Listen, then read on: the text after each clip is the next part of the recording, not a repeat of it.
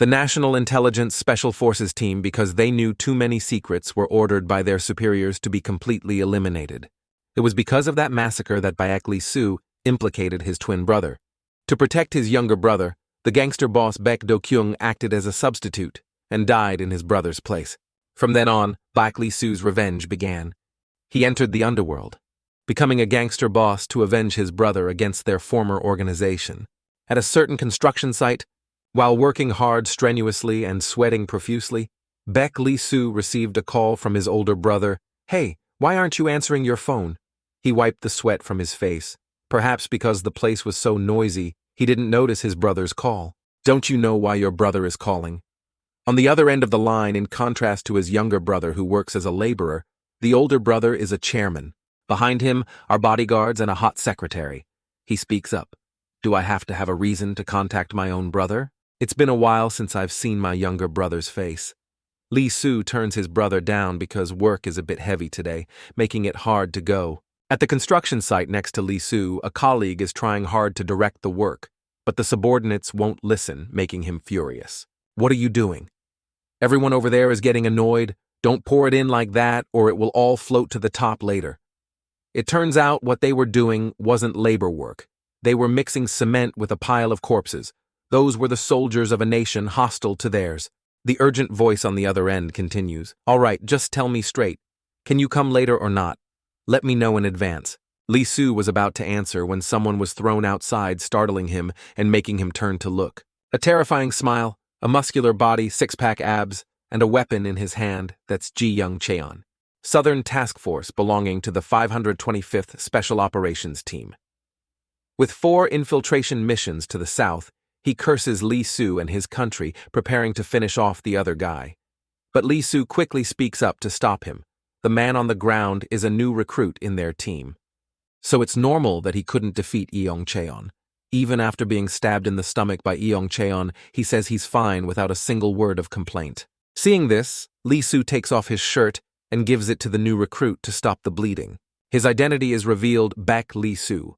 A member of the Special Task Force, he is the leader of the Northern Task Force, with a long history of infiltrating North Korea, 4 years of experience, and 12 infiltration missions to the north. Lee-soo had guessed it would only take Young-cheon 10 seconds to defeat the new recruit, but unexpectedly, the recruit was quite resilient, lasting for about 30 seconds.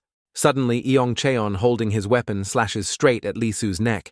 Despite the surprise and the close distance, Lee-soo is still able to lean back and dodge the fatal attack. To counter his opponent, Lee-soo attacks with a strike twice as fast as Young-cheon's. He can only stare wide-eyed, unable to react, and then Young-cheon takes an elbow straight to the chin. The pain is still throbbing in his jaw, still a bit dazed. Lee-soo acts again, giving his opponent no chance to counterattack. His fist is raised high. Young-cheon can only stare wide-eyed, not knowing what to do.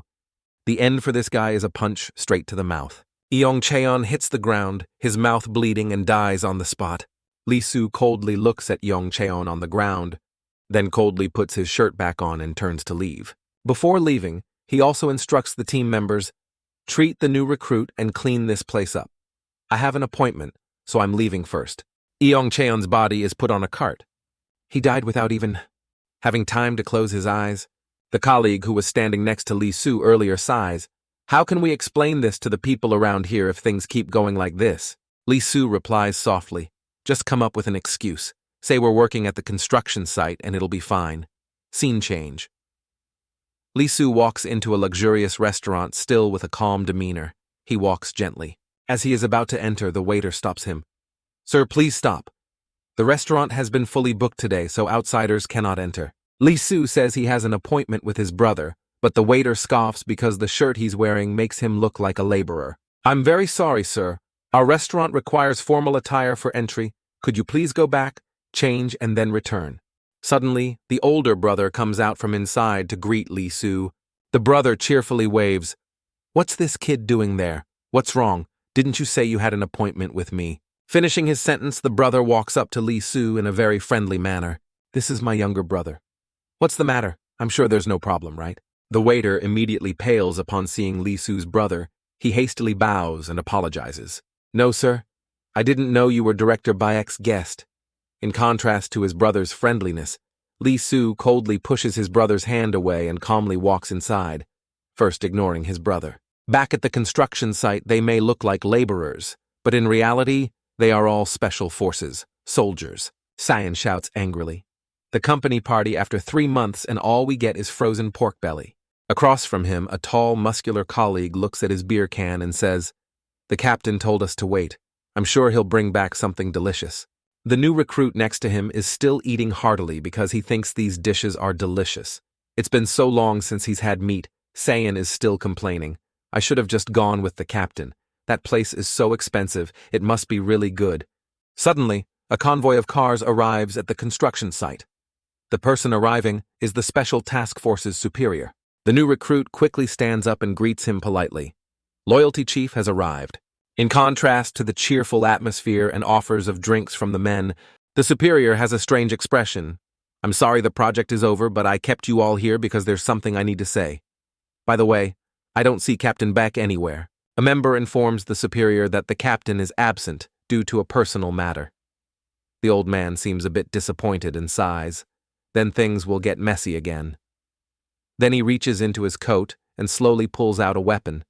The new recruit hasn't even had time to understand what's happening before he is executed on the spot. The two seniors are stunned, not understanding what this man is planning to do. From the cars, the SWAT team was already waiting. The superior issues a decree. "I hereby declare the dissolution of the Special Task Force." The SWAT team forms a line, each man holding a heavy weapon. They are just waiting for the superior's order to open fire. The superior shouts, "Breakout order, eliminate them all." With a cold expression, he cocks his gun and says, "You've all worked hard, now go rest in hell." Back to Li Su with a table full of luxurious food. Sitting across from his younger brother, the older brother with a slightly drunk face makes an offer. "Hey Beck, Li Su, come work at my company." I don't understand why a soldier would join the first safety company. Li Su doesn't tell his brother the truth. He lies, just for public aid. The brother feels a bit annoyed. A soldier has to do manual labor like a construction worker for public aid while I'm in business. My younger brother works for a meager salary. I'll be straight with you. I don't feel comfortable seeing Li Su struggle like this. Pouring a drink, he continues. "The work at my company isn't hard at all. You just need to manage a few restaurants, that's it." Seeing Li Su remain silent, the brother asks, "Hey, are you listening to me?" Hearing this, Li Su just replies coldly, "Let's talk about this later." Just then, Li Su's phone vibrates. The screen shows a call from an unknown number. Li Su excuses himself to answer the phone despite his brother nagging about how he should listen to him and take over the company. Rushing into the restroom, Li Su answers the strange number. "Hello, this is Beck Li Su." On the other end is a hurried voice. "Captain, what should we do? There's a lot of expensive food here. Have you eaten yet?" Li Su hears the voice, feels something is wrong, and asks Cyan, "What's wrong with your voice?" Cyan, his body covered in wounds, leans against the wall and says, "Besides you, Captain, we got to eat a lot of expensive food. I ate a little too much, so I'm a bit uncomfortable." Knowing his subordinate is being sarcastic, Li Su says angrily, "Li Cyan, stop joking around." "What happened?" Cyan, his body covered in blood, struggles to speak each word clearly. "Captain, our entire team was given the breakout order. Eliminate them all. We're all being purged." Li Su doesn't understand, Cyan explains. "This time it's because we were too careless. That bastard Chief Jang, that old fox, sold us all out. All of their comrades have been executed and buried under that pile of cement. Li Su can't believe it's true. I'll be back. Until then, hide well." Cyan warns Li Su, "Captain, run. They'll find you soon. Run." Before he could finish his sentence, Cyan is discovered and dealt with by the others. Li Su's eyes become lifeless. He shouts angrily, calling the name of his comrade, his close subordinate, in despair. At the same time, in the lobby of the restaurant where Li Su was dining, the SWAT team has arrived.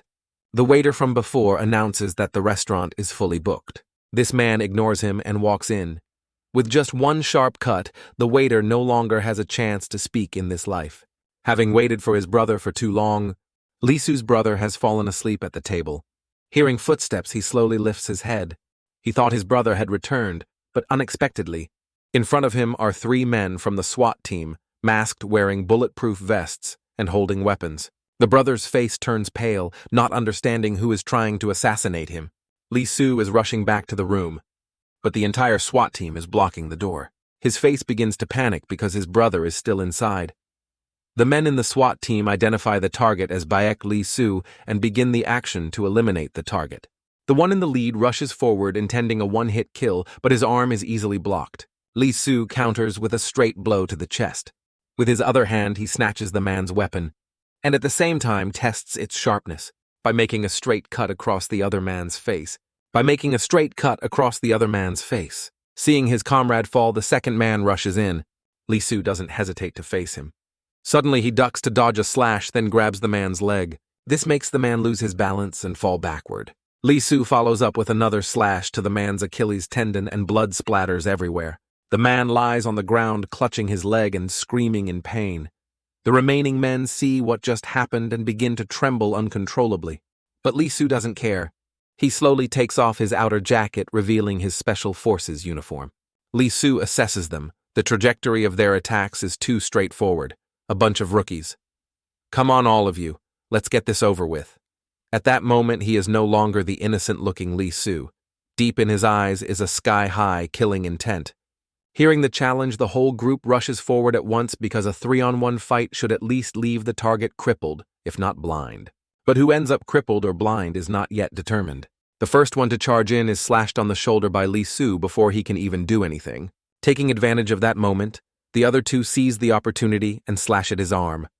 Luckily, he dodges, so the cut isn't deep, just a light graze. In the middle of a tense confrontation with the three in front, an enemy suddenly appears from behind. Lee-soo realizes this and turns his head, but it seems a bit too late as the man is right behind him.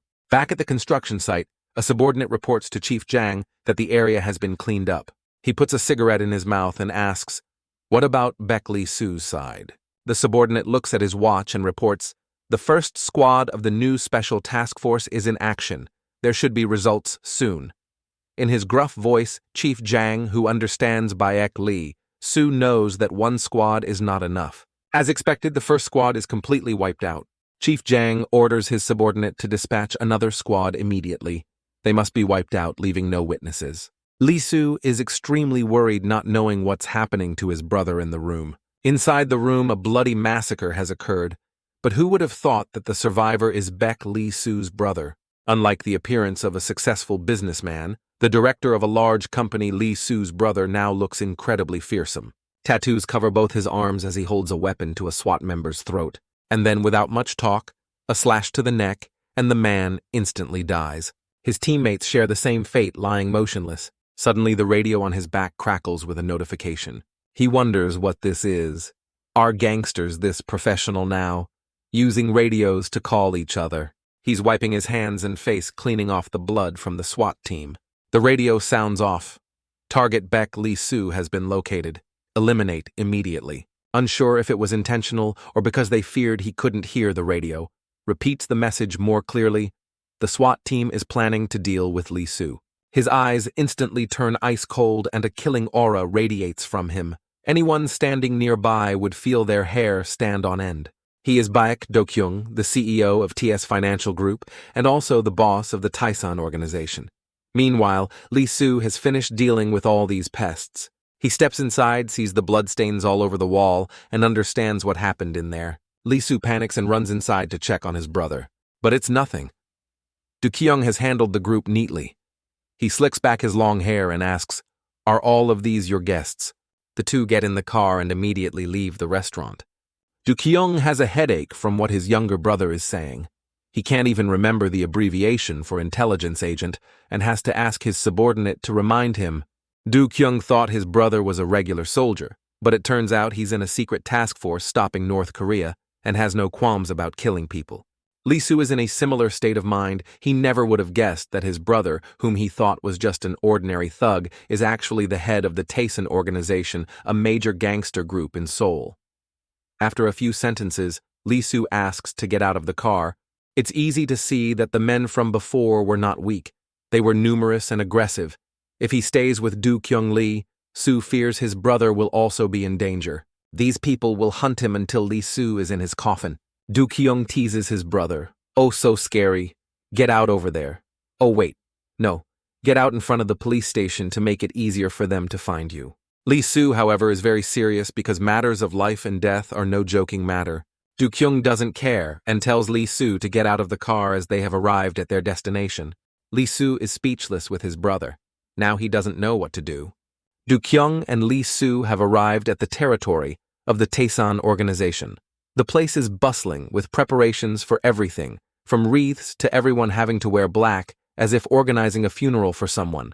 Do Kyung puts his hands on his hips and says seriously to his younger brother, "Do I look like I'm joking to you?" Lee Soo is startled, not understanding what all these preparations ordered by Do Kyung are for. The secretary announces that everything is arranged and is expected to be completed within the next 2 hours. Do Kyung turns his head and says to his brother Lee Soo, "This will only end if you're in a coffin, so today I'm going to hold your funeral.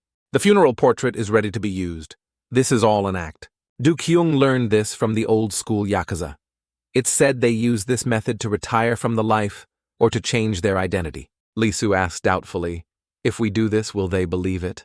But nothing is absolute. There will certainly be suspicion. But that's not the important thing. The most important thing is this. The Tyson organization is much more than Lee Soo imagines. But if Lee Soo has a funeral, as the brother of Baek Do Kyung, the boss of the Tyson organization, there will certainly be high-profile people attending who will become witnesses.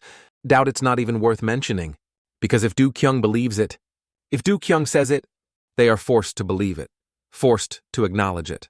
While the funeral is taking place, a strange, uninvited car arrives. Some of the subordinates see this and are annoyed.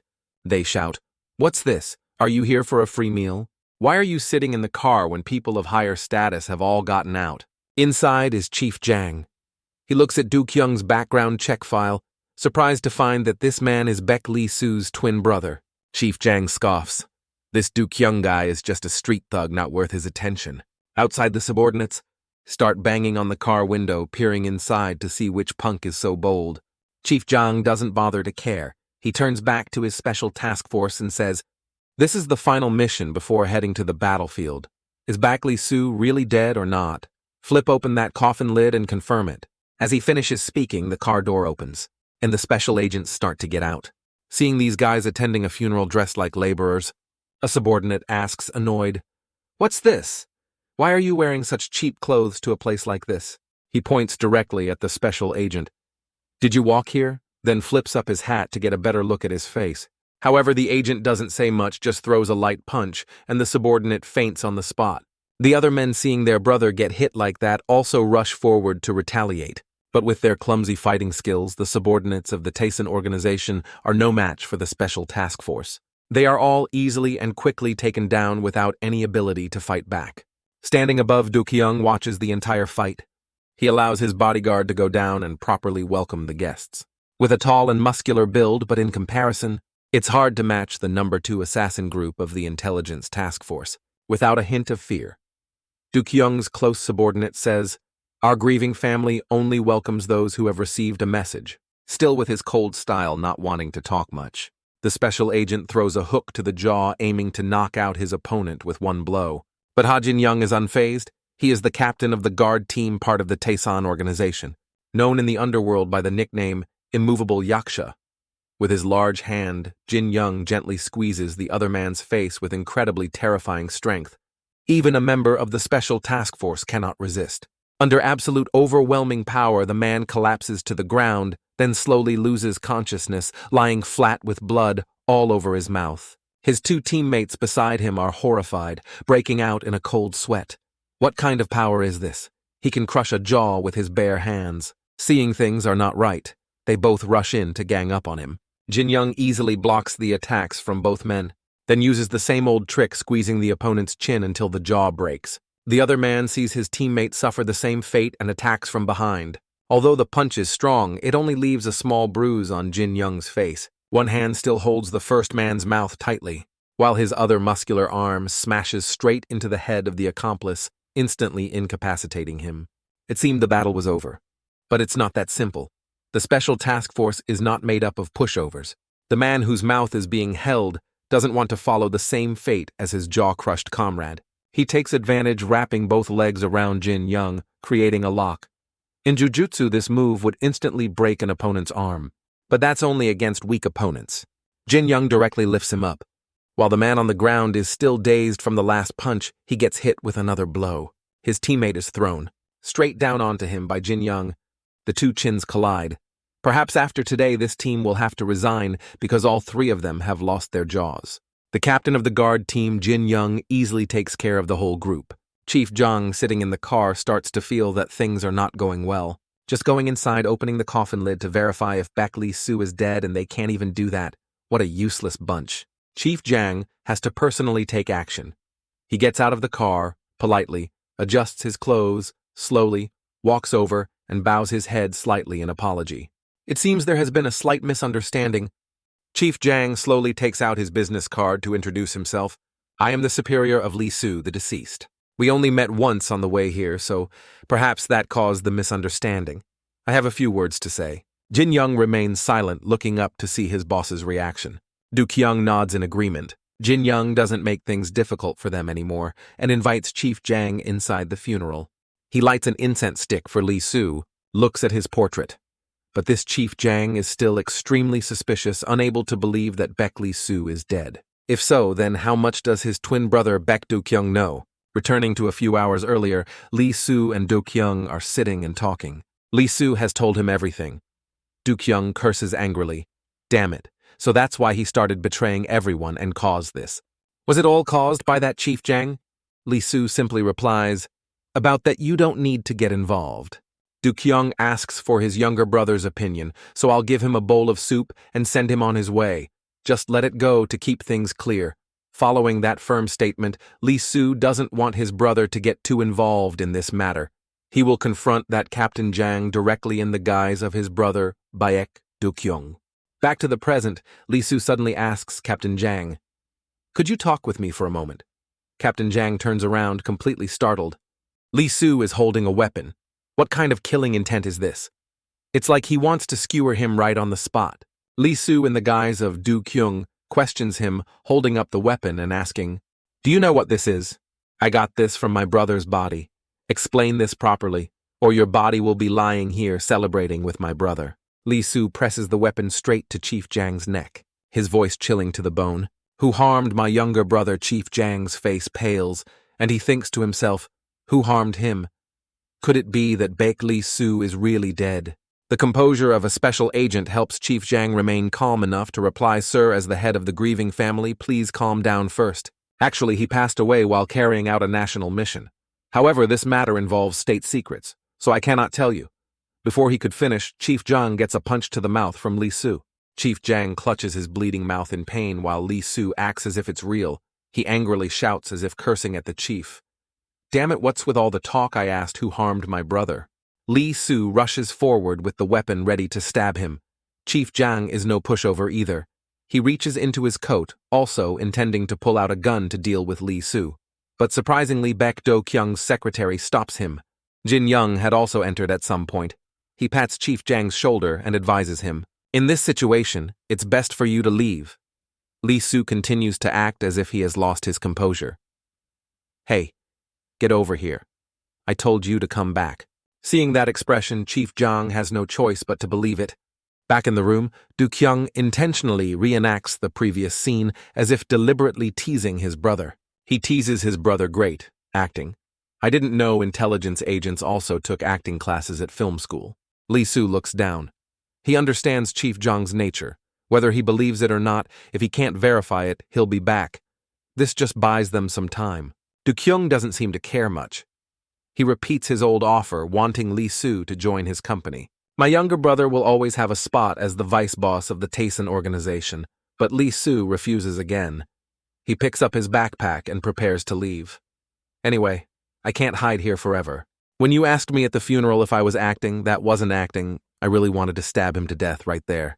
Do-kyung understands everything his brother says, but right now, the best thing for Lee-soo is to stay here. Do-kyung will protect and shelter him through this storm first. Lee-soo doesn't think so. He doesn't want to become a gangster like his brother.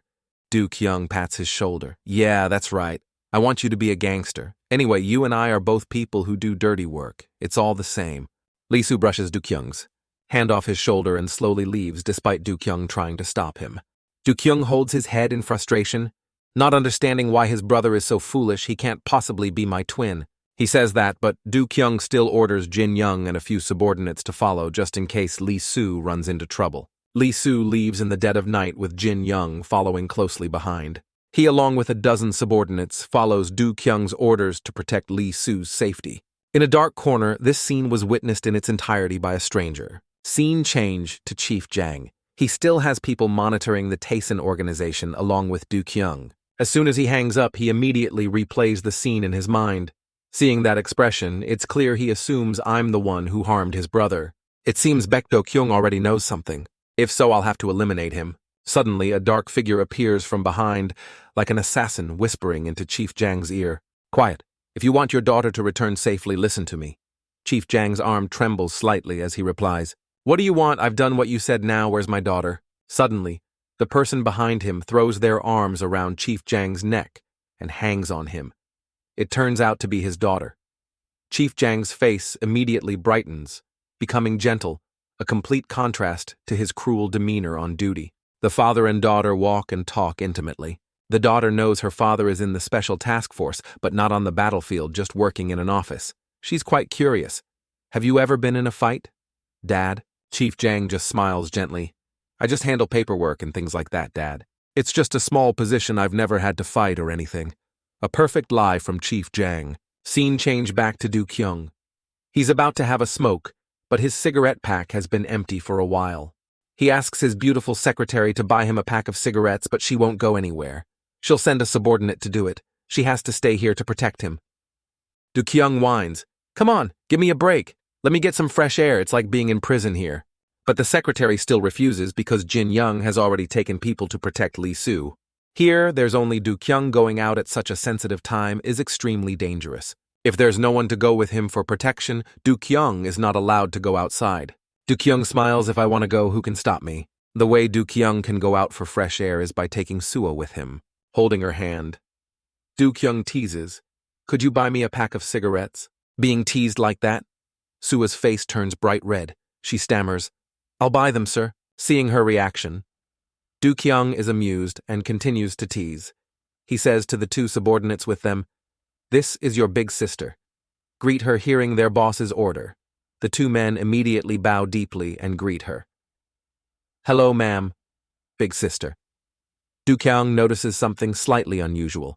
He pats the subordinate next to him on the shoulder and asks, Our big sister is getting more beautiful every day, isn't she? The man jumps and replies, Yes, sir, that's right, sir. You look very beautiful today, too. Big sister, the anomaly is clear. Du Kyung reminds him that in the Tyson organization, everyone calls Sue a sister, not the formal title, big sister. He asks the imposter, Are you one of Chief Jang's men? Realizing he's been discovered, the man goes all in, attacking Du Kyung with a weapon, but he easily dodges. It turns out both subordinates here are people who came to take Baek Do-kyung's life. Baek Do-kyung steps back slightly and quietly asks his secretary Sua, Do you have another weapon? I forgot to bring mine. The two opponents are still slowly observing, not rushing to attack Baek Do-kyung. The situation is quite bad. The luckiest thing for Du Kyung right now is that Sua brought a backup weapon. Although it's under Sua's thigh, there's no other way. Du Kyung impolitely takes the weapon. At the same time, one man rushes in, intending to stab him to end the fight. But Do Kyung dodges the stab smoothly, then takes advantage of the enemy's opening during the attack and slashes him across the stomach. Just when he thought he had taken down his opponent, Baek Do-kyung is surprised these guys came prepared. They're even wearing bulletproof vests to assassinate him. The man continues to actively attack Baek Do-kyung. The attack fails again. He mutters to himself, Damn it. This guy is strong and his blade is so sharp it cut through my protective gear. In a one-on-one fight, Baek Do-kyung could easily overpower this man. But on the other side, Sua can't handle the remaining one. She's being cornered, unable to fight back. The man raises his hand, about to send her to meet her ancestors, when out of nowhere, Baek Do-kyung appears and uses his own body to block a slash for Sua. It hurts, but Baek Do-kyung is still very concerned about Sua. Are you okay? It's been a long time since I've felt what it's like to be stabbed by a blade. He fights wildly, but not without thought. He realizes these bastards are intentionally targeting Sua to distract him, and if this continues, it will be difficult for either of them to escape. Baek Do-kyung uses his strength to send both the weapon and the man flying. Taking the opportunity, the bald man charges straight towards Sua again. This time, Baek Do-kyung is more prepared. He quickly intercepts the attack for Sua. The man who was just sent flying tries to pick up the weapon on the ground to get up and continue fighting, but Sua is one step faster. She kicks the weapon away. With a swift move, Sua also stabs the man in the neck, eliminating him from the game. Meanwhile, Baek Do-kyung has the upper hand. A true boss is different. His strength is on another level. The man, having just had his weapon knocked away, pulls out another sharp blade from behind him. But before his arm can even swing, it is stopped by Baek Do-kyung. His shirt buttons had come undone at some point, revealing his tattoos. Baek Do-kyung's eyes become bloodthirsty. He growls, "I'm welcoming you with open arms, you dogs, come and get me." Hearing this, the bald man's face turns pale with fear. But it's too late. Only a desperate scream is heard from the elevator. The two guards below hear it and instinctively turn around.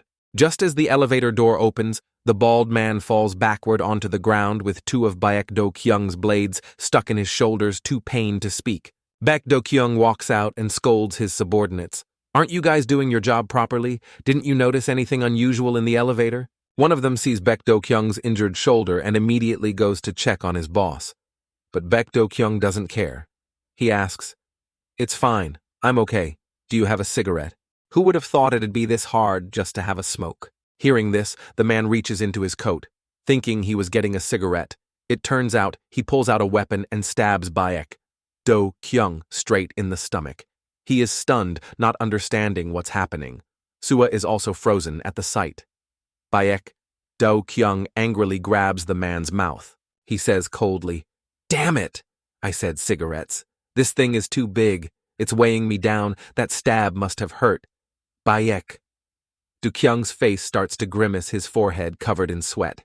The man's skin suddenly sags. It turns out to be just a disguise mask. He managed to land a fatal blow on Baek Do-kyung. He laughs triumphantly. "Director, don't pull it out. I intentionally prepared such a big gift for you." Angrily, Baek Do-kyung pulls the metal rod from his stomach and slashes towards the man, but he quickly retreats to dodge the blow. This man seems to be a professional. His reflexes, speed, and technique are all highly skilled. Seeing the situation is not good, Baek Do-kyung says cautiously. "This guy is fast. Hey, don't give me cigarettes anymore. Lend me your weapon." The subordinate sees his boss intending to fight alone and prepares to sacrifice himself so the boss can escape. But Baek Do-kyung doesn't want to waste words. He takes the weapon from his subordinate's hand. Then he tells him to take Sua away first so he can focus on the fight. Before leaving Baek Do-kyung also reminds them lock all the doors tightly. Don't open them for strangers, understand? The elevator door closes, which is also when the life and death battle begins. Holding twin blades, Baek Do-kyung taunts his opponent. "What now? I've already guessed your lucky number. Don't talk nonsense anymore." Hearing this, the man scoffs and asks him, "Baek Do-kyung, are you always this talkative?" This man's name is Yoo Ri-aong, nicknamed Ghost, a member of the National Intelligence Task Force and a core member of the assassination squad. At a glance, Baek Do-kyung knows this man was sent from the special task force. So he continues his act to keep his brother safe. "Oh, you know my name. Could it be that you're the one who harmed my brother?" Despite appearing calm, Baek Do-kyung is not feeling well at all. The wound from before is quite deep. He must end this fight quickly. Hearing this, Yoo Ri-aong twirls two karambits in his hands and replies loudly, "If I had the chance, I'd have sent that Lee Soo to his grave too." As soon as he finished speaking, he charged straight at Baek Do-kyung. Baek Do-kyung struggles to block the attack while Yoo Ri-aong is completely at ease. He fights while asking Baek Do-kyung, wanting to confirm only one thing, whether Baek Lee Soo is truly dead or not. Baek Do-kyung is angry. "Are these guys deaf or what?" I already answered. But they didn't listen. And even if they did, they wouldn't believe it. I can't stand these blockheads. Scene change. Captain Jin Young is still following Lee Soo closely to ensure his safety. While walking, Jin Young realizes someone has been following them from behind. So he and Lee Soo quickly step into a small alley. As expected, the man sees this and quickly runs after them. In case he lost them, he peeks into the alley only to be met with a fist as big as a rice cooker looming before him. Jin Young throws a powerful punch that sends the man flying back 3 meters. The man was lucky to block the punch with his arm. He mutters to himself, What a powerful punch, I think my bone is broken. Clutching his arm in pain, Lee Su approaches and asks, "Did Chief Jang send you here? He told you to check if I was still alive or already dead, right?" The man's arm is still trembling from the aftershock of the punch. He mumbles, "That's right." As expected of Baek Lee Su, he wouldn't be in a coffin that easily. Lee Su is quite surprised because this voice sounds familiar. It turns out the person following them is Saiyan. He cheerfully greets him. "Long time no see, Captain." Seeing the two being so friendly, Captain Jin Young is quite surprised and asks, "You two know each other?" Lee Saiyan immediately points to his poor arm and complains nonstop. "Of course we know each other." "Hey, Mr. Godzilla, what about this?" Look, witnessing the comrade he thought was dead now standing right in front of him. Lee Su can't help but walk over, place a hand on Saiyan's shoulder, and say gently, "I'm sorry, Saiyan, I should have been with you all at that time. Only. I survived." Lee Su hugs Saiyan's shoulders tightly and pours out his heart.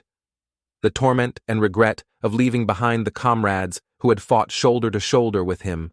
Seeing this, Saiyan gently comforts Lee Su. "It's okay, as long as you're alive. Me too, and you too, Captain. So next time you go eat something delicious, you have to take me with you, you aristocrat."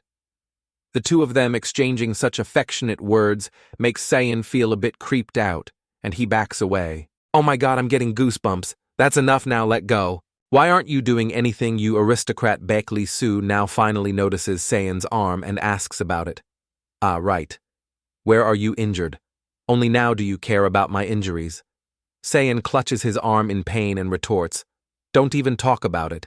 I have a hole in my stomach, and just now my arm was broken too, while the two are busy being affectionate." Captain Jin Young receives a phone call. The sound of the phone also attracts their attention. Saiyan now has a chance to wonder who this person who almost broke his arm is. He's not Godzilla, so why is he so strong? But that Uncle Saiyan hesitates as he sees the expression on Captain Jin Young's face.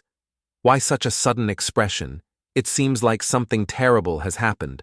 Captain Ha Jin Young's face is now filled with rage.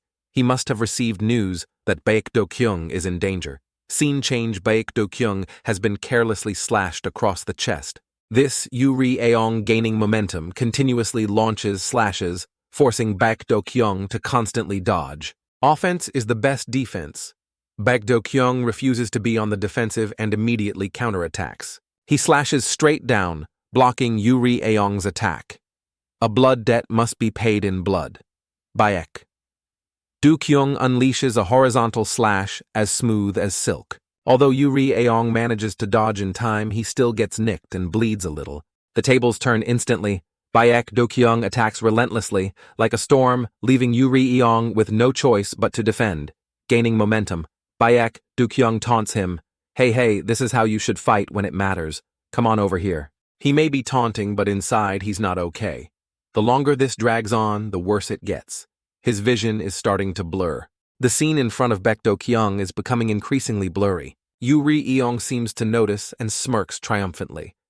The moment Baek Do-kyung lunges straight at him, Yuri Aong completely dodges it with just a slight tilt of his head. Yuri Aong now plays his trump card.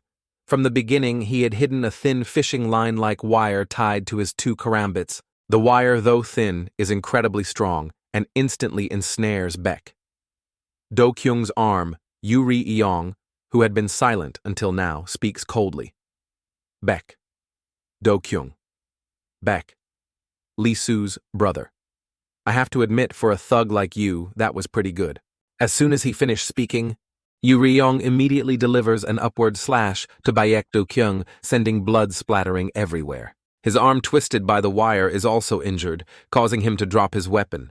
Taking a full blow like that severely injures Baek Do-kyung, forcing him to retreat. Yuri Aong triumphantly twirls his karambit and asks again, "I'll ask again.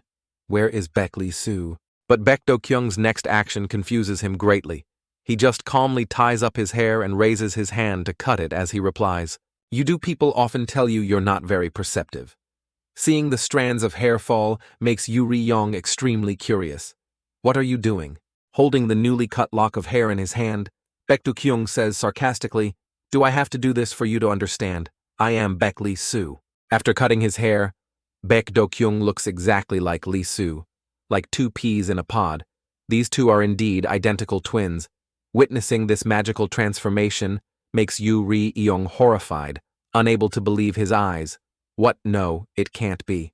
Baek Do-kyung immediately takes advantage of Yu Ri-yeong's surprise and rushes forward, taunting, "You really are blind." But Yu Ri-yeong very gently blocks his attack. Seeing this, he becomes extremely smug. "Ha, Baek, Lee Soo couldn't be this clumsy. Let's end this, you thug." But the karambit stops mid-swing, unexpectedly encountering a daredevil. Baek Do-kyung, despite his injury, grabs the wire and pushes forward forcefully, preventing Yu Ri-yeong from attacking. He is completely surprised to find his move countered.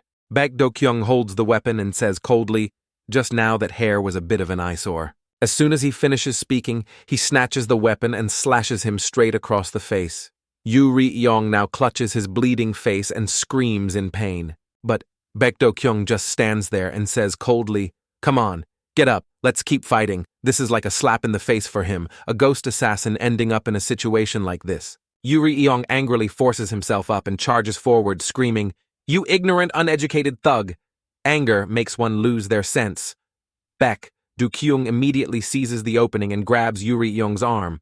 He immediately slashes the arm, making him scream in pain. Yu Ri-yeong is finally scared now. Could it be like this? That guy really is Baek Lee Soo. Baek Do-kyung gets into a stance, his eyes as red as blood, and challenges coldly, "Continue." "Continue." It is Yu Ri-yeong cannot accept this and angrily charges forward, screaming, "Impossible, die." But in the end, the one who gets hurt is me. I mean Yu Ri-yeong. Baek Do-kyung just gently blocks the attack and draws a little more of his blood. Yu Ri-yeong is not simple either. He plans to take advantage of Baek Do-kyung being off guard, twisting his karambit to give him a slash. A petty trick trying to fool an expert. Baek Do-kyung quickly grabs its handle. Next, Baek Do-kyung says as he twists the karambit and stabs it straight into Yu Ri-yeong, making him scream in pain. Not stopping there, Baek Do-kyung follows up with a slash to his side. Unable to withstand those blows, Yu Ri-yeong collapses to the ground in pain. Fear now completely engulfs his mind. It really is Baek Lee Soo. Baek Do-kyung is now like a ferocious demon. He slowly approaches with a terrifying tone, "Next." But Baek Do-kyung is now about to collapse. He can only vaguely see Yu Ri-yeong struggling and screaming, Don't come here." Baek Do-kyung uses his last bit of strength, grips the weapon, and prepares to strike, muttering his final words. "Baek Lee Soo, yes, just like you." Yu Ri-yeong, blinded by fear, can only struggle desperately. The weapon strikes down, but it doesn't hit Yu Ri-yeong. Baek Do-kyung collapsed before he could finish him off. Yu Ri-yeong lies underneath, panting heavily. The experience of a trip to death's door and back has left him stunned. Even as Baek Do-kyung collapses, Yu Ri-yeong still can't believe his eyes. He's somehow still alive.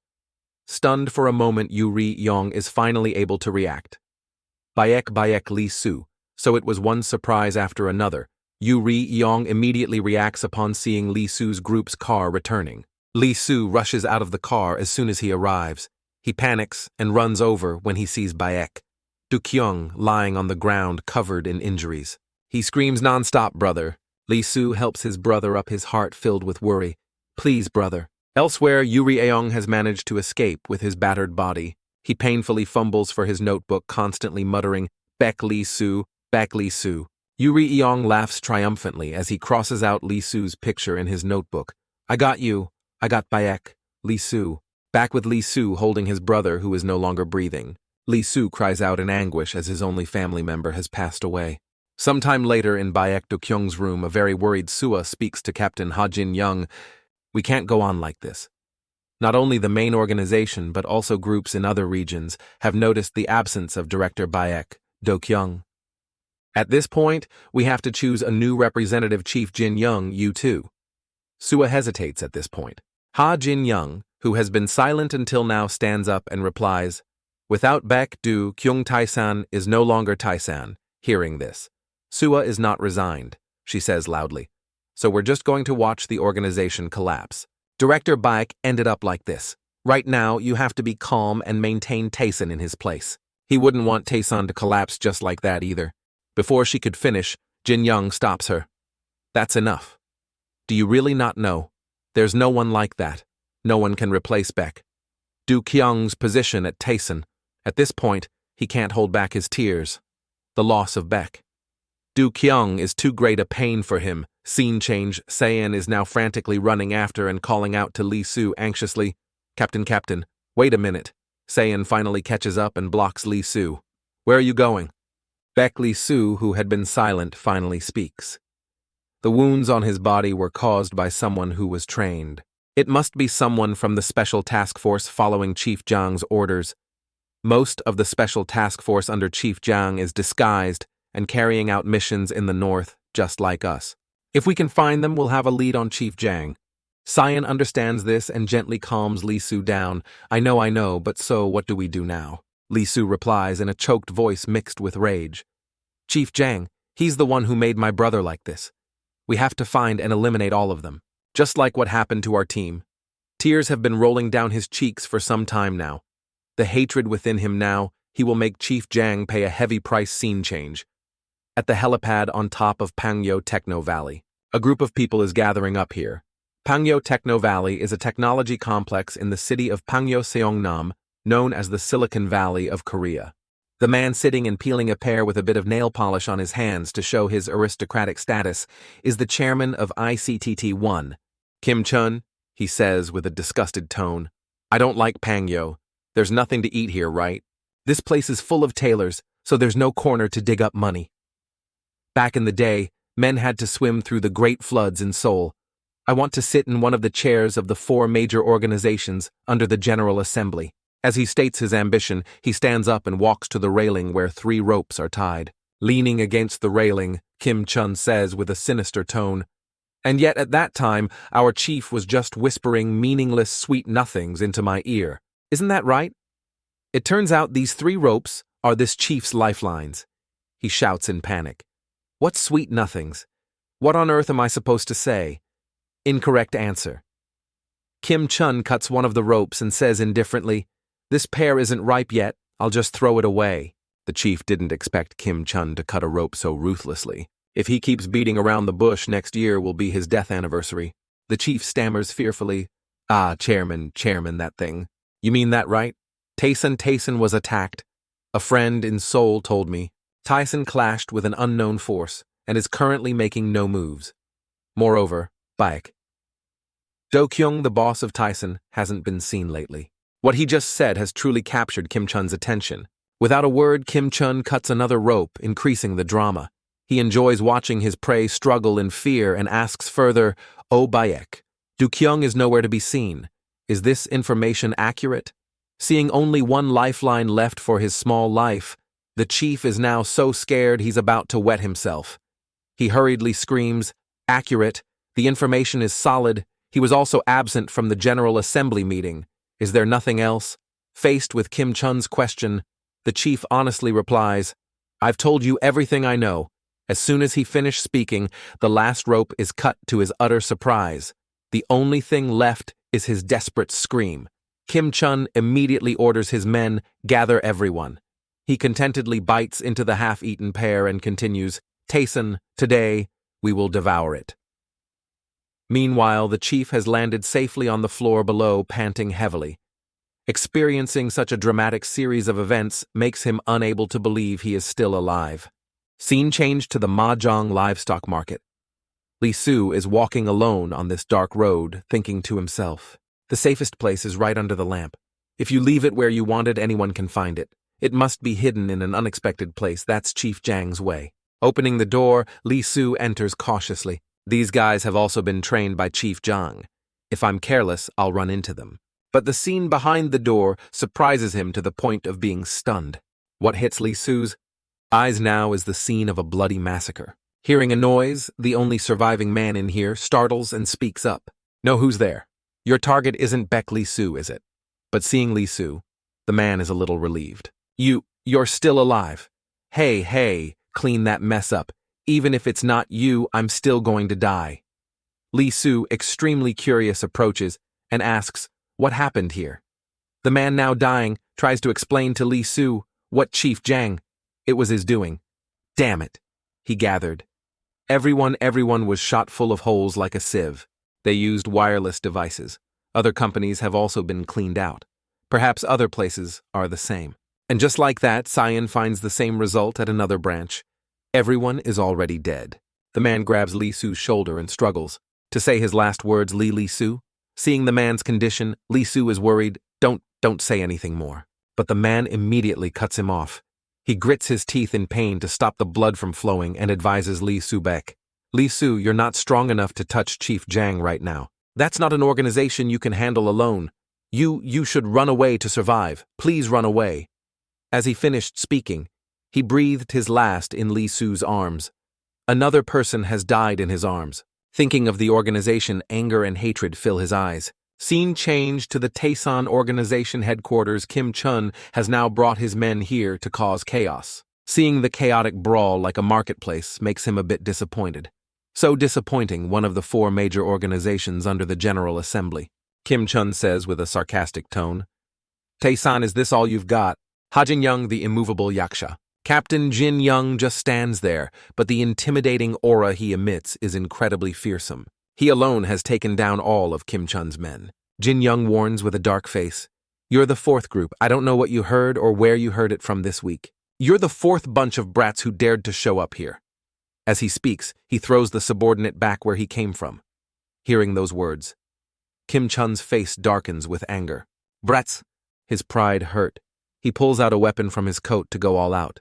I was planning to be modest when dealing with you, but since you said that, I'll have to play properly. Speaking with a smug expression, Kim Chun calls his men to gang up on Jin Young. Calling them brats isn't wrong, ganging up like that. Ha Jin Young sighs wearily. He doesn't want to waste any more time on these kids. I'm a bit tired now, so all of you come at me. The atmosphere is as tense as a stretched string, but Li Su doesn't care and pushes Kim Chun's men aside. Move. Li Su steps forward, to everyone's surprise. What's this? A Tyson man. Have you lost your nerve? Seeing Li Su, who had already left, now return, makes Jin Young a bit curious. What's wrong? Back Li Su. Li Su replies very bluntly, to avenge him I need an organization. I can't do it alone. Therefore hand Tyson over to me. Determination and hatred are clearly visible in his eyes. Ha Jin Young is a bit surprised to hear this. Hand Tyson over to you. Kim Chun, having been ignored until now, walks forward annoyed. Hey, what kind of act are you two putting on? You're not the only ones who are busy. You should know how to wait in line. As he speaks, he angrily brandishes his weapon in front of Li Su. This idiot dares to do that in front of Li Su. He truly hasn't seen the coffin to shed a tear. Without a word, as fast as lightning, Li Su punches Kim Chun in the face and also conveniently takes his toy. Kim Chun clutches his bleeding nose and shouts angrily, Damn you! But seeing Li Su's demeanor and fearsome presence makes him utter the name Baek Do Kyung. His subordinates hear this and whisper anxiously among themselves, Isn't Baek Do Kyung gone? What's this Baek Do Kyung? Could it be that Baek Do Kyung has returned? Witnessing everything stuns Ha Jin Young. Looking at Li Su, he sees the image of Baek Do Kyung. Kim Chun is now hiding behind his men in fear, shouting, What is it? Anyway, there are more of us. Everyone charge. His subordinates must feel like they've lived long enough. The whole group immediately charges towards Li Su, but this bunch of street thugs can't possibly trouble Li Su. He just gracefully makes a few moves and sends the charging men to meet their maker. The subordinates behind see this and hesitate in fear. This is insane. Seeing the situation is not good. Kim Chun immediately orders the rest of his men, What all of you charge at once. Today is the end of Tyson. Li Su immediately switches to slaughter mode, rushing in and delivering fatal slashes. Every time his blade passes, a life falls. So many people, yet they can't even touch a single hair on Li Su's head. Kim Chun shouts angrily, You bunch of idiots, take out your weapons. But the result is the same. The subordinates can only scream in pain, unable to fight back. Unable to rely on that useless bunch anymore, Kim Chun angrily charges forward to handle it himself. Baek Do Kyung, you think a blade can't stab you? Sneak attacking and still shouting so loudly. Li Su just gently slashes the weapon away to Kim Chun's surprise. Kim Chun's face is now pale with fear. Baek Do Kyung, this is Tyson. Baek Li Su just stands there, his eyes as cold as ice.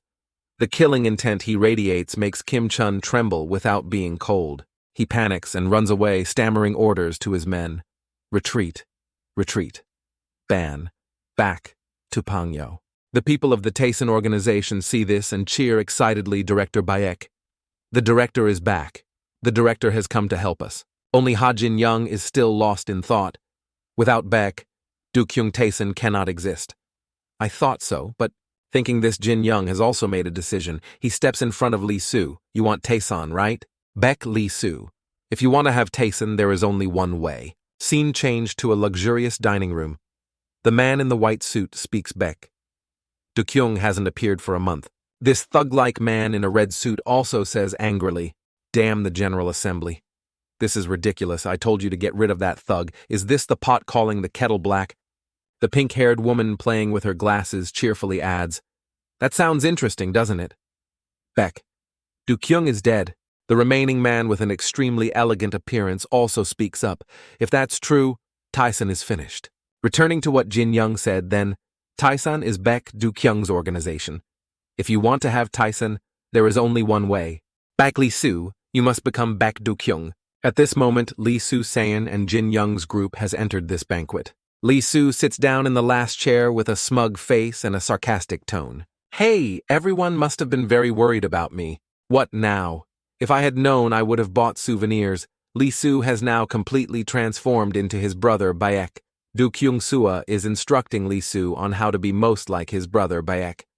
Du-kyung, seeing that he isn't holding the weapon quite right, she reminds him, "Your finger should be behind the blade." Obviously, you need to do that to add more power to the blade, and it was also Baek Du-kyung's habit. Lee Soo is a bit curious about this. Will anyone notice such a small detail? Sua's face turns serious. I'm sure someone will notice Sua. Also reminds Lee Soo that if his opponent is a member of the board of directors, he should be more careful. It is known that the most notorious crime bosses in Seoul meet with the board of directors, the purpose being to prevent conflicts between gangs and to encourage mutually beneficial business cooperation. But in reality, it's not like that. Everyone talks a good game, but behind their backs they're holding a weapon ready to stab their opponent at the slightest opening. They are always waiting for an opportunity to benefit themselves, waiting for conflicts to arise. Lee Soo knows that too, which is why he wants to get involved in this big matter. Sua also understands this. She wants him to be careful. If anything happens to you, the Tyson organization will also fall apart. Sua's face becomes gloomy again. Honestly, she's not sure if this is the right choice anymore. Baek, Du-kyung is gone. She doesn't understand why they have to protect the Tyson organization. Lee Soo immediately answers her question, his eyes turning ice cold. The words he speaks are also incredibly chilling. I need the Tyson organization to back me up. A gang for revenge stronger than other gangs. That's why I need the Tyson organization and the board of directors to fulfill my own wish. Sayan and Jin Young, standing beside him, hear this and say nothing more. At night, in a desolate area, the man sitting with 2 bodyguards behind him is the police chief of Seoul. His name is Cho Won-ho. He smiles with satisfaction and says to the person standing next to him, "Chief Jang, you did a great job. Your skills are truly admirable." As for Chief Jang, he maintains a calm and unusually somber expression. He says gently, "It's all thanks to your help, sir. They are all very skilled." Hearing this, Won-ho gives a thumbs up to praise Chief Jang's achievement. He says modestly, No, your work skills are the most important. That's why all those guys are buried here, right?" As he speaks, he points down to the pile of cement that has hardened into concrete below. Then he claps his hands and laughs heartily. "Excellent, Chief Jang. You really are a special person. I like it a lot. Is this what they always say? Doing dirty work for a brighter future." Suddenly, old Won-ho's attitude changes 180 degrees, he growls. The delegates have been worried lately. You can't gauge the mood of the people in the north from those outdated clothes. Of course, because of that, I'm also under a lot of pressure from above. They keep telling me to do this and that, which is why I'm so busy. Won-ho slaps Chief Jang hard on the shoulder, speaking as if shouting in his face, asserting his superior status over a subordinate. "I'm already this busy, so why are you trying to piss me off like this? Is it that hard to deal with those pests out there?" Won-ho continues to criticize Chief Jang's work methods, which he finds completely unsatisfactory. "Why do you create so much trouble for me? Don't you know how many resources I've wasted cleaning up the messes you've made? Chief Jang, being scolded, can only lower his head in shame and apologize. I'm sorry for causing you trouble, sir.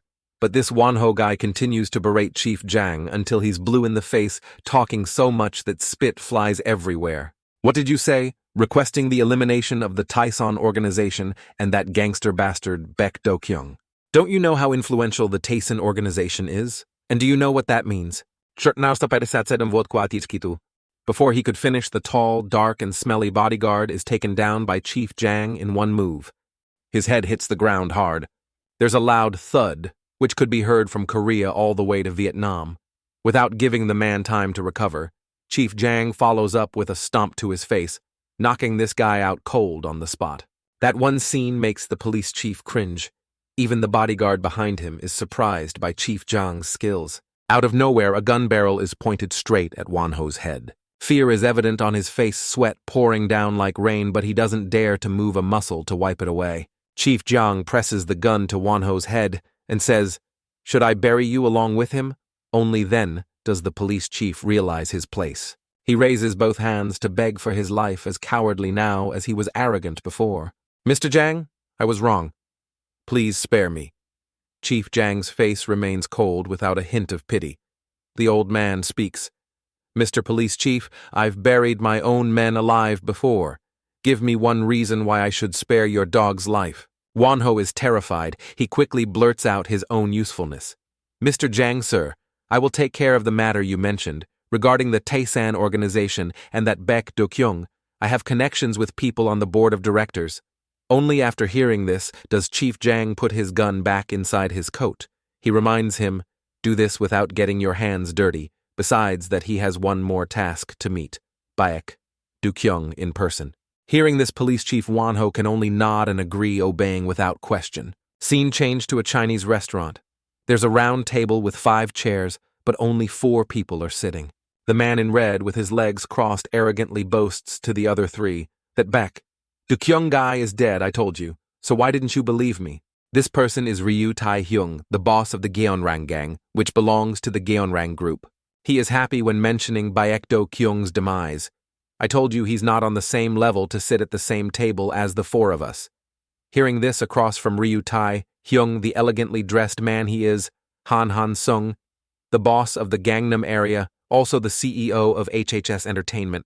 Holding a cup of wine, he takes a sip and says, "Not necessarily.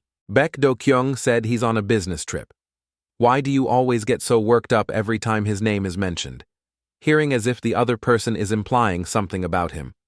Ryu Tae-hyung clarifies, "Are you talking about me? I'm not the only one getting worked up." Suddenly, a mad dog appears out of nowhere with no one backing him up and takes over the crucial area of Hanam-dong. That guy should be put in a coffin and have his funeral. Sitting next to him, Cha Ju-hwa takes off her glasses and remarks at Ryu Tae-hyung's words, "You talk as if you really want to stab him. You must hate Baek Do-kyung a lot." Looking at the tattoos on Cha Ju-hwa, one can tell she comes from a formidable background. She is the leader of the Gurogu district, the big sister of the Samhap Hui gang, backed by the Jeongung Trading Corporation. Seeing all the words directed at him, Ryu covers his face, speechless. "Why are you all trying to make me out to be the bad guy?" Seeing this Tae-hyung being noisy all this time, the person opposite him reminds him, "That's enough, Mr. Ryu. We're not here to argue. The reason we are here today is to resolve the tension between the gangs. The person who just spoke is Lee Se-ung-min, the boss of the Jongno-gu area. He is also the leader of the Nine Swords gang." Being reminded so directly makes Tae-hyung feel his face flush. He stubs out his cigarette on the table and says loudly, "Aish, damn it, this Chinese guy Se-ung-min. If you treat me like that, I won't be very comfortable with you either. You don't deserve to sit here with your current position. You think you deserve worthy of a seat here just because you control a district as small as a tiny ward." Se-ung-min was about to retort to Tae-hyung's words when Hansung interrupted the conversation, not wanting these two to argue and then start fighting right here. He said while staring at his phone, "Hey, Sung-min, pass me the soy sauce. It's too far for me to reach." Tae-hyung didn't stop. He was arrogant and cocky. He lifted his chin, then gave the middle finger as a challenge to Sung-min. "You coward, you wouldn't dare do anything to me." As long as we're still allowing you to be here, show some respect for your seniors. Suddenly, from out of nowhere, Sion walked into the room of the bosses. Taehyung saw Sion and turned to ask, "Who the hell are you? Why do you look like one of the waiters?" Sion didn't care. He turned in another direction and said, "Sir, we have arrived." With an atmosphere as tense as a guitar string, I'm sure this is the place Baeklisu in the guise of Baek. Dokyung slowly walked in. Seeing this sudden appearance, the whole group was surprised, unable to sit still, because there was credible information before that Baek Dokyung was already dead. How could he possibly appear here? Going back to earlier, a file was handed to Lisu. It contained information on all the members of the council, although there weren't many characters. But the most important part was their interconnected relationships. They gathered together, creating a good, mutually beneficial relationship. Lisu didn't care much about that. No matter what they were like, he was sure he would find their weaknesses eventually. The thing he was quite worried about was handling things the way Baek Dokyung would. Baeklisu began to step into his brother's role. He looked the part of a gangster boss covered in tattoos with his hands in his pockets. He asked Taehyung, "You said, looks like a waiter. Are you talking about me, seeing the return of Baek Dokyung in a different operating system?" The big sister Duhwa inquired, "Hey Baek, are you really still alive? You even cut your hair short. I almost didn't recognize you." Lisu gently pulled out a chair and replied, "I'm trying to make an impression, and you didn't even recognize me." Taehyung, sitting next to him, started to taunt. "I thought some guy stabbed you, and you were already dead in some corner. Damn it, I thought I wouldn't have to use my weapons on you." Lisu was no pushover either. He retorted annoyingly, "Aren't you using chopsticks? If you're going to eat like a mutt and not use them, I'll take them." Okay. Taehyung's blood boiled, but he couldn't do anything. The big sister Duhwa couldn't help but laugh out loud at that retort. While Hansung was trying to hold back his laughter, he got straight to the point. "Hey, Mr. Baek, while you were away, we had a conversation." Lisu looked curious, wanting to know what it was about. "Is that so? You guys must have been very worried about me. I should have brought some gifts or something for everyone." Hansung was a bit puzzled. "We heard that your younger brother passed away. It must have been very difficult. You didn't even contact us normally. Baek Dokyung would never do that." Taehyung chimed in. He had also heard about this, a funeral that was considered quite crazy because some people came to cause trouble and wreak havoc. They weren't ordinary people, but skilled fighters. To tell this story would probably take all night. Hansung returned to the main issue that needed discussion. To summarize, does Baek Dokyung currently deserve to sit here or not, facing everyone's gaze? Lisu slowly stood up. He sighed his face, showing a bit of disappointment. "If you knew someone was in trouble, why didn't you go and help them?" As he finished speaking, Lisu picked up the weapon and stabbed it straight into the table, startling the whole group. With a grim face and a murderous look in his eyes, Lisu growled. He enunciated every word clearly, so they wouldn't miss a single one. "But anyway, who are you talking to about the qualifications of the Tyson clan? You think the main association has that right?" Hansung was so angry his eyes turned red, his eyebrows furrowed. He couldn't stand Baek Dokyung's recent words. "How can we listen to those words? Are you planning to turn on and oppose everyone here?" Lisu doesn't beat around the bush. He made his point clear. "Enough talk. I'm going to be blunt like this. So listen carefully. This is what the Tyson clan wants. The Tyson clan cannot join the main association. You can do whatever the hell you want." Lisu's expression at that moment was no joke at all. Leaving the meeting, Lisu returned to the Tyson clan.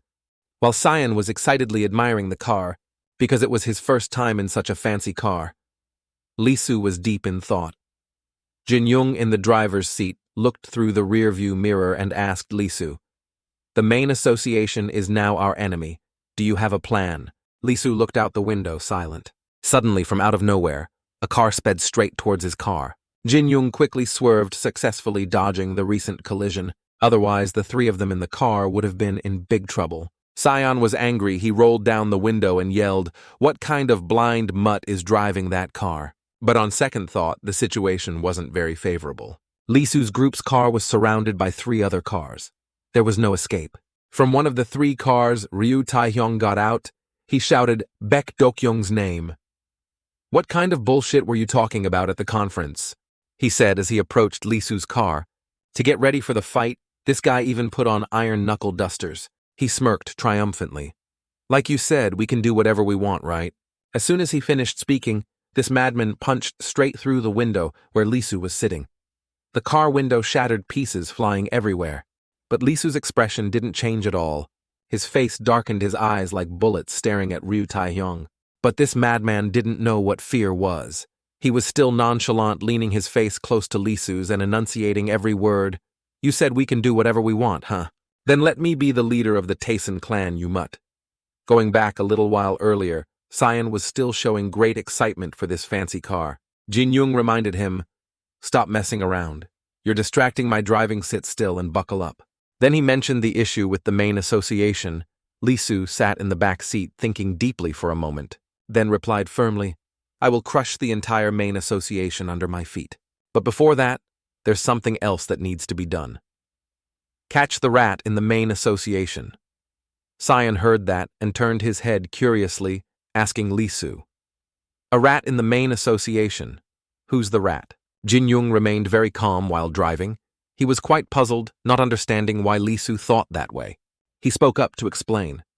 "Just now in the council meeting, those guys said, I said the funeral was noisy, and also the assassination thing. If it was the director's funeral, an obituary would have been sent to the main association. This isn't anything special. So the conflict that happened in Tyson had nothing to do with the funeral." Both Cyan and Jin Young were startled to realize something after hearing that. Cyan put his hand on his forehead thinking, "That's right, that's it. Oh, I'm getting goosebumps. How did I hear that and not understand anything?" Jin Young gripped the steering wheel tightly. He asked Lisu in a low voice, "So who is the one hiding behind the scenes within the main association? It turns out you already knew." Back then, Lisu said, "That's why I avoided going to the main association before finding that rat. And to find that rat, you just need to mess up the main association and it will crawl out on its own." And just as Lisu had predicted, the one who appeared was none other than Ryu Taehyung. "Hey, Baek Dokyung, get out of the car." When he saw Baek Dokyung still stubbornly sitting in the car ignoring his words, he yelled, "You don't dare to get out, or do I have to drag your precious body out for you to comply?" Thinking back, this Ryu Taehyung, Taesan, and Gyeorang have always had the most friction, and there's clear hostility between the two sides. Lisu thought to himself, could this guy be the rat I was talking about? On this side, ignoring whatever Taehyung was yelling about, Cyan stuck his head out the window and shouted angrily, "Hey, you blockhead, just tell me to open the door. Why do you have to smash the car window? Don't you know this car is expensive? Get your dog paws off it. What kind of gangster boss are you with? No basic manners." Taehyung's attention shifted to Cyan. He sneered mockingly. "Aren't you the guy who looked like a waiter earlier? What did you just say? Say it again for your daddy to hear." Cyan opened the car door and slowly got out from his appearance. He didn't seem scared of this Taehyung guy at all. Cyan challenged loudly, "I'm out of the car now. What are you going to do to me? Today is the first time I've ridden in such a fancy car, so I'm in a really good mood." Taehyung's ears tingled a bit after hearing that. Is this guy asking for a beating? "You're quite pleasing to my eyes. Besides that Baek Dokyung in the car, do you want to work for me?" Cyan continued to provoke Taehyung. "You're recruiting me to be your boss. In that case, I'll agree with both hands and feet. But first, let's go to the repair shop." Saying these words, Cyan's face didn't change at all, even though he was facing a top gangster boss. Before Cyan could finish his sentence, Taehyung got angry and threw a punch straight at Cyan's face. It looked powerful, but for Cyan, he only needed one hand to stop this punch. Taehyung's hand trembled violently.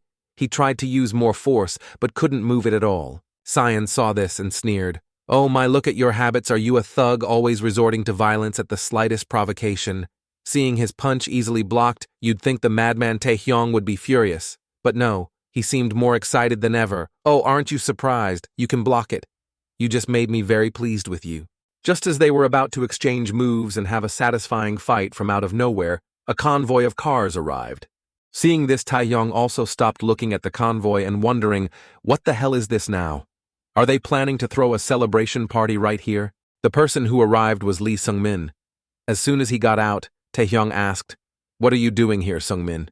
Hearing this, Sung-min's expression didn't change. He said, "Representative Ryu Taehyung, let's stop everything here." Taehyung gave Sung-min the middle finger again. Then, with a sarcastic tone, "If young Master Sungmin says stop, then we must stop. What now? Wasn't one middle finger enough for you? You must have been chasing me for a while." Taehyung approached Sungmin and asked, "We're planning a party here. You want to join? I wonder if the Ilhack clan has what it takes." Seungmin's face didn't change at all after the madman Taehyung's antics. Suddenly a loud laugh came from behind a large hand placed on Taehyung's shoulder. "What it takes? Ryu Taehyung, you're all talk." A large old man, though old, was still very muscular. He continued, "I remember not long ago you were crying over the scar on your back, weren't you? You've grown up a lot lately." Turning to look back, Taehyung's expression changed slightly. "Ninth Blade Choi Chunho. Old man, what are you doing all the way out here?" On this side, suddenly pushed aside, Sion's hands were free again. He pointed towards the other guys, then turned to Jin Young. "What's going on? Who's that uncle in the white suit? Those two look like they're about to film a long-running drama. We're standing here waiting forever. Should we yell, 'Cut'?" Jin Young was also quite surprised by this appearance. "That old man is a blade part of the Ilhack clan's elite team. I didn't expect a ninth blade to show up here." Sion wondered, "What's a ninth blade?" Jin Young began to lecture, teaching Sion a course on the gangster world. Right now, the Ilhack clan's reputation has declined a lot. The previous generation of Ilhack was a top organization in all of Seoul. Back then, the Ilhack's elite team had a total of 9 members. They were called the Nine Blades. Sion put his hands on his hips after hearing that, looking at the crowd and exclaiming, "It's really a story involving gangster uncles. Sounds truly epic." But looking at everyone's reactions, it's probably not a lie. Taehyung's men saw the appearance of old Choi Chunho and started to tremble, sweat pouring down their faces. However fierce they were just moments ago, they looked that scared now. A ninth blade. Ninth blade. Choi Chunho. Is that old man really? Choi Chunho. Seeing the crowd's reaction to his appearance, Choi Chunho just laughed and said, "These kids really have no ambition." Choi Chunho from the Ilhack clan. He is also the leader of the Blades with the title of Second Blade. Taehyung could see from his expression that he was not doing well at all.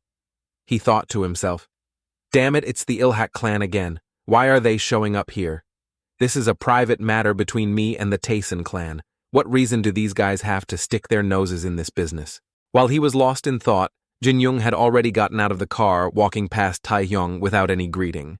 He approached the Ilhack side to greet Choi Chunho Sr., long time no see. Choi Chunho saw Jin Young approaching as well. The two of them seemed very close. Ignoring Taehyung, who was being completely left out, Choi Chunho asked cheerfully, "Hey Jin Young, how did you get so big?" Jin Young respected his senior, much like his mentor. "I should have been the one to greet you, senior. I didn't expect to meet you here." Seungmin, standing behind and observing everything, spoke up. "Representative Taehyung, we would like to invite the Tyson clan to be our guests at Ilhack. Will this be a problem for you?" Taehyung was angry. He turned and walked away, replying, "Do whatever you damn well please." Taehyung understood stubbornly provoking Ilhack now would only bring harm, and no benefit staying wouldn't accomplish anything, so he had to leave, albeit reluctantly. Sion saw this and laughed with satisfaction. This guy is scurrying away like a little puppy. Meanwhile, Seungmin had approached Lee Soo. At some point, he politely invited Director Baek. "Please take my car. This car's window is broken. It's very dangerous to travel in." Lee Soo sat in the car, observing all the developments. He thought to himself, "This Lee Seungmin, what is he planning to do?" Unlike Taehyung's invitation this time, Lee Soo happily got out of the car, laughing and agreeing to get into the car that Seungmin had arranged for him. To make things easier, Choi Chunho wanted to separate Jin Young from Lee Soo's group. "You two go this way. I have some old stories to catch up on with this old friend." Jin Young also understood the intention, so he wanted to go with Lee Soo. "I'll go with the director." But before he could finish the sentence, Lee Soo waved his hand. "It's okay. I'll take Sion with me. That car is too small, you won't fit." The car sped along, carrying Lee Soo and Sion to the Ilhack clan's territory. Sitting in the car, Seungmin probed Lee Soo. "Is the Tyson clan really going to withdraw from the main association?" Lee Soo sat in the car without a trace of fear. Even knowing that a treacherous banquet awaited him, he replied cheerfully, "It's just a withdrawal, but it doesn't mean a retreat. Qualifications. It was just a decision made in anger. Seungmin warned Lee Soo, "If you withdraw from the main association just like that, the other organizations will clamp down hard." Lee Soo knew that too. "That's right. I was even suddenly attacked today. I'll probably have to demand money for repairs." Although he said that in his heart, he was still waiting for this Seungmin to reveal his true colors, Seungmin continued to bring up the issue of the main association. The main association is a place of restraint and competition among organizations. If you want to survive, you must have strength. Lee Soo didn't have the patience to listen to Seungmin ramble on about the main association. He got straight to the point. "Whatever you want to say, just say it." Representative Lee Seungmin. The car carrying Lee Soo was then brought to a cargo port. Seungmin in the car no longer beat around the bush. His serious expression was clear. "Director Dokyung, I need strength now." As soon as the words were spoken, a figure was already waiting outside the window. Lee Soo also realized it. Seungmin's words were nominally a proposal, but his actions were no different from saying that if he refused, it would be hard for Lee Soo to leave today. Scene change. Jin Young was quite worried about Baek Lee Soo. While Choi Chun-ho remained very calm, he looked at the shattered window and remarked, "Besides biting people in the back just now, that brat Taeyong's fighting was pretty good." Jin Young turned to leave. "Choi," Chun-ho spoke up. "Jin Young, don't come and cause trouble with the Ilhack clan. Jin Young, whether you like it or not, you are now a member of the Tyson clan, so don't talk about that anymore, it's meaningless." Choi Chun-ho continued to persuade. "You also have a connection with the Nine Blades. There's still a place for you there." But Jin Young remained very firm in his decision. "I am a member of the Tyson clan, and above all, I have things to do, so I'll be going first." Choi Chun-ho's voice no longer had its earlier conciliatory tone. "Jin Young, you have nothing to do today. Tyson will fall. It's over now." Hearing those words, Jin Young froze for a few seconds. Because he knew those words were not a lie, he also clearly understood how great the power of the Nine Blades was. Returning to Lee Soo's side outside the car, the men of Ilhack had arrived, or more accurately, the Nine Blades all big shots. They had a long-standing reputation in the gangster world. They still greeted politely. "Hello, Director Baek Dokyung. Welcome to the Nine Blades." Lee Soo was quite surprised by Seong's reception. "Representative Lee, such a grand welcome?" "It's beyond my imagination," Seung-min replied very calmly. "It's normal, this is our highest welcoming ceremony." Lee Soo heard that, held his face and laughed out loud. Then, with a face that looked like he wanted to eat his opponent alive, he said, "It was you, wasn't it? The little rat in the main association." Seungmin was silent. This was no different from admitting it himself. Lee Soo immediately ordered Sion get Seungmin. Sion's eyes changed instantly. He became more serious than ever. The underling driver saw this Baek Dokyung's arrogance right in Ilhack's territory. He intended to teach the two in the car a lesson, but before he could do anything, he took a punch to the mouth from Sion. This guy passed out right on the steering wheel. Sion was annoyed with this guy for yelling in his ear earlier. "This little puppy so loud, be a good boy and sleep there for a bit." Seeing Sion's strength just now, Seungmin was also surprised. He didn't expect someone who looked so weak to be so strong. On this side, Lee Soo had already gotten out of the car. He was face to face with the leader of this Nine Blades group. Scene change. Taehyung held a cigarette in his hand, exhaling a puff of smoke to control himself. Because he was almost angered to death by that group earlier. He didn't expect that bastard Lee Seungmin to bring the whole Nine Blades here. In the car, the driver wondered as he drove, "Boss, just how fearsome is the Nine Blades that everyone in the underworld is so scared of them?" Taehyung saw this guy was still talkative while driving. He asked, "Hey, are you good at fighting?" As soon as he said that, he slapped the driver on the head and said, "If you're not good at fighting, then focus on your driving job." Taehyung said annoyingly to his underling, "Already stupid, you don't know anything and still talk so much. Do you know how the Ilhack clan managed to take over all of Seoul?" Taehyung squeezed the underling's mouth. "I used to wonder the exact same thing as you. Back then, I saw it with my own eyes. The Ilhack clan has 9 sharp knives. With just 3 members of the Ilhack gang, it was enough to destroy the entire organization in the Gangbuk area. Although the Nine Blades now only has 6 members, but with just 3 members of the Nine Blades, no matter what happens, everything will be resolved smoothly." So what kind of madman would dare to fight with the 9 blades? The question is, what if there's someone with strength surpassing even the 9 blades? The certain outcome would be that person would completely swallow this soul territory. Just as Taehyung said, there is a madman named Baek Lee-soo. He just punched straight into the face of the leader of the 9 blades, who was blocking his way. Flashing back a few days at a fishing spot at night, Seoul's police chief Wonho was talking to someone. I'm telling you this out of the goodness of my heart. Taeson's status now is no longer the same as before. It's just the mountain behind the neighborhood now. He laughed and continued. Because of the project from above. Baek Do-kyung lost his younger brother. Taeson got involved in that incident, which is why it turned out this way. Therefore, at this time, the Ilhack clan needs to act first.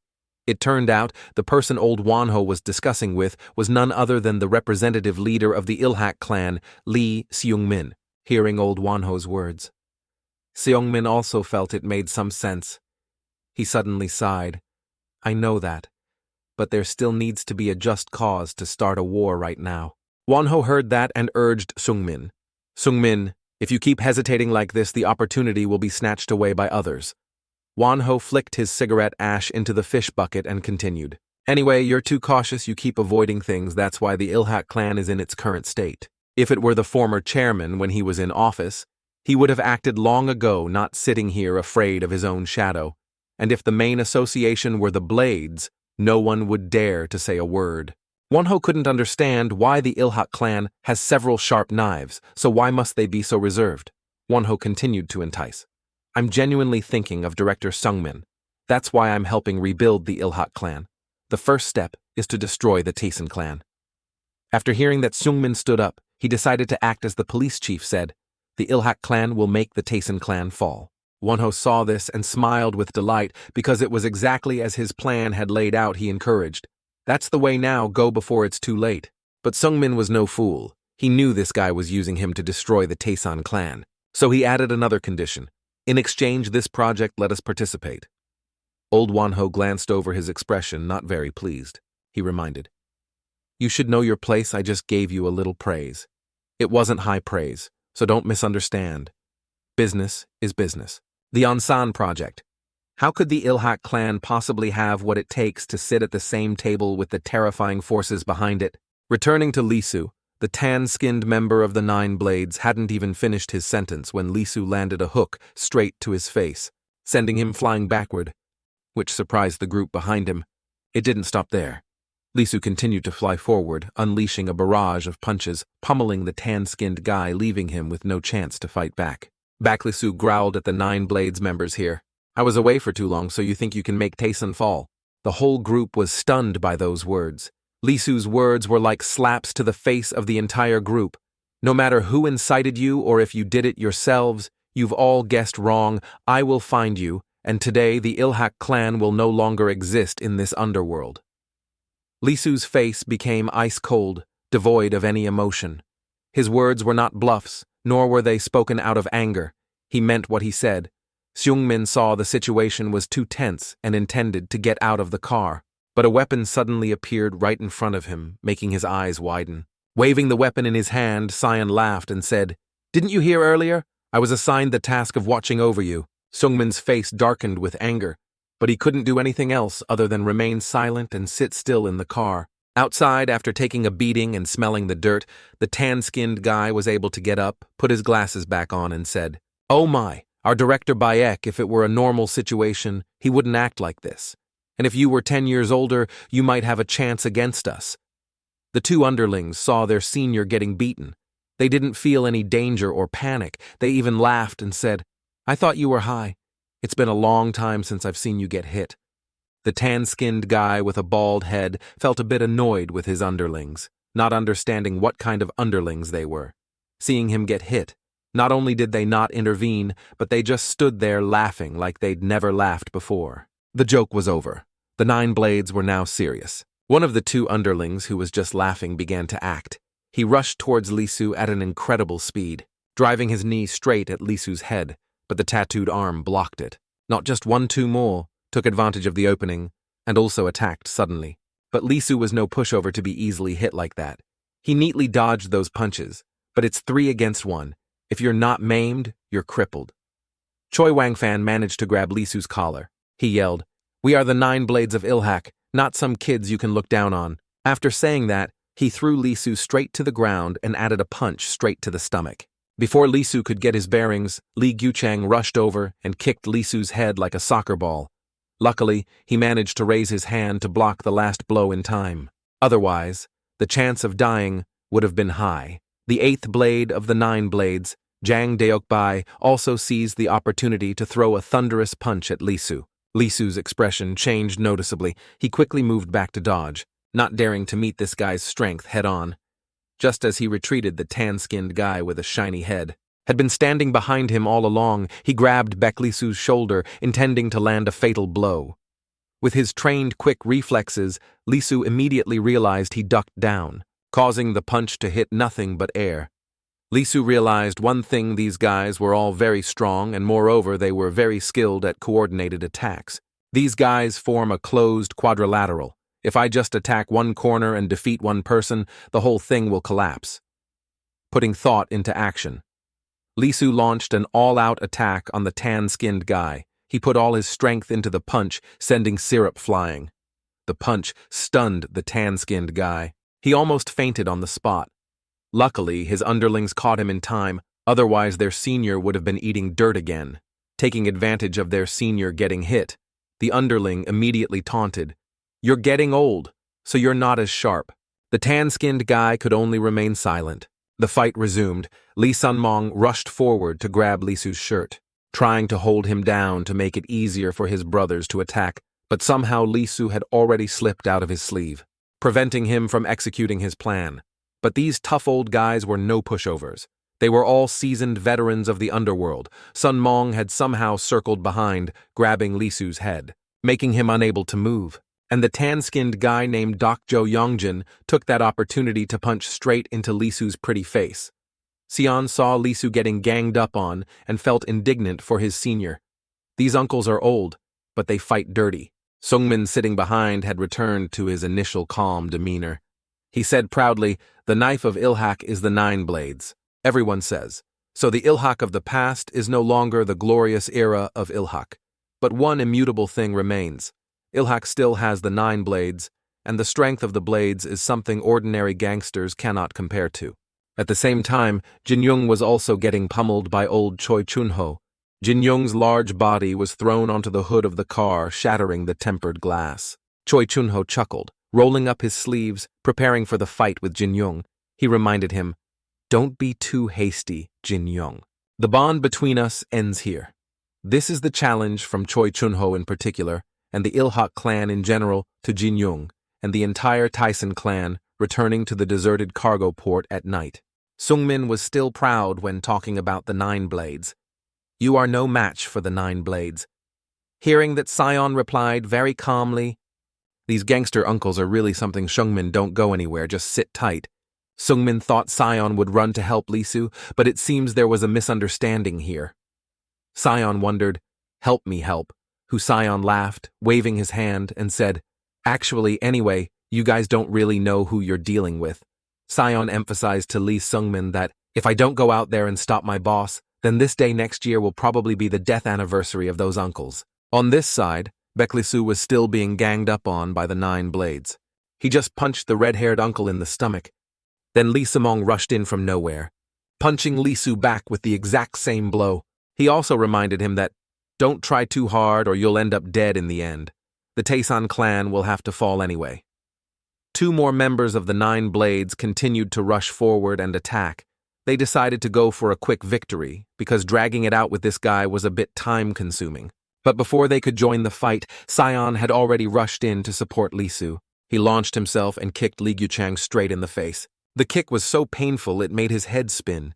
Guchang took this blow and staggered, unable to stand firm. Only with Jang Deokbai's help did he manage not to fall. Li Guchang said bitterly, "You want to test your strength too? You dog." Sion dusted off his clothes, as if not paying much attention to the fight. Before him he whined, "Aigu, it hasn't reached that point yet. It would be better if you uncles dealt with me." Returning to Baek Li Su as Uncle Sumong's fist was about to hit his face. His eyes suddenly changed.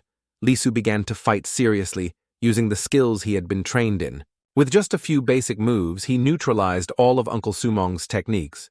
Choi Wangfan and Yongjin, standing to one side, also froze for a few seconds, seeing what just happened. Because the last move not only completely broke Sumong's attack, but Lisu also dislocated the uncle's arm.